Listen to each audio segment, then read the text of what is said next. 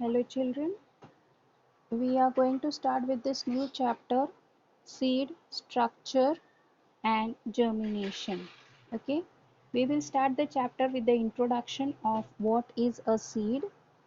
After that we will be studying the classification and structure of the seed. Okay, the different types of seeds we will be studying, and what is the structure, different parts of the seed that we are going to study over here, right?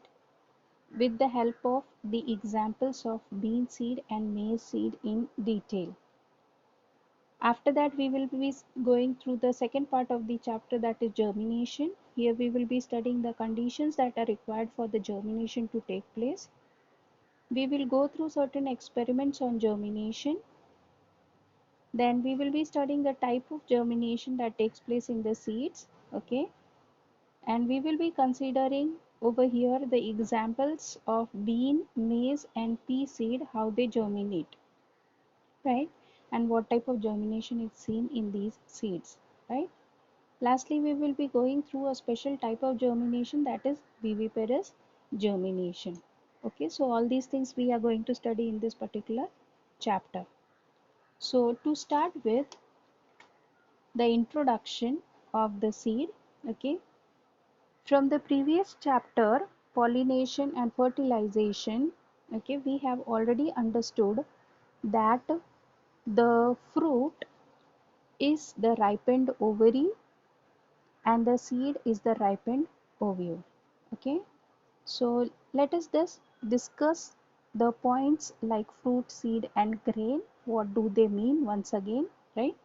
So fruit is the ripened enlarged ovary. The fruit wall is formed from the ovary wall, and the fruit wall will be called as the pericarp. Okay, basically the fruit function of the fruit is to protect the seed and help its dispersal, right? Understanding? So fruit is the enlarged ripened ovary and it protects the seed and helps the seed in the dispersal. Now what are the examples of fruit? Mango, pea pod, etc. Right? Coming to the second term, that is the seed. Seed is the ripened ovule. Okay. Now this seed, it contains two parts, the seed coat and the embryo. Right? What is embryo? Embryo is the future plant. Seed coat, it protects the seed from any kind of mechanical damage, or you can say it protects the embryo from any kind of mechanical damage, right? Examples of seeds, you can consider bean seed, pea seed, etc. Then there is one more term called as grain. Okay, now grain, it is actually the fruit in which the fruit wall and the seed wall are fused together. Okay, they will not be different. As in case of mango, you find the fruit wall is different and the seed wall is different. But in case of grains, the fruit wall and the seed wall, they are fused together and they are not differentiated from each other. The example of grain over here, we can consider maize, wheat, rice, all those things. Okay, so there is difference between a fruit and a grain. Okay, a fruit basically is having a separate fruit wall and the seed wall, whereas in case of grain, the fruit wall and the seed wall are fused together.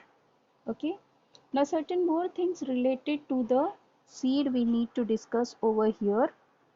Okay, basically the mature ovule, after fertilization, it forms the seed. Okay, so the ovule will mature and then it will get fertilized and then the seed formation will be taking place.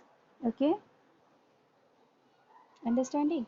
So this seed contains the embryo, as I've already told you, which is the future plant. Okay, the embryo, it contains the root initial and the shoot initial. So it will be producing the plant in future when the seed germinates, right? Yeah. The embryo basically remains inactive or dormant for a particular period of time unless and until it is exposed to favorable conditions which will be helping it for the process of germination. Okay, so embryo remains dormant or inactive for a particular period of time. Now this dormancy period is different in case of different seeds.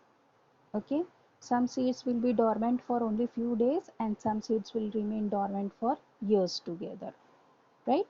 The seeds contain the food material, okay, and this food material will be stored inside the cotyledon or inside the endosperm. Fine. So the seed contains the food material and this food material will be used when the seed germinates. Understanding? Yeah. The embryo is able to withstand unfavorable conditions like drought or high temperature, low temperature. Okay, it is because the seed is having the seed coat. Okay, and that seed coat will be protecting the embryo from any kind of unfavorable conditions. Fine. So this was about the introduction of the seed.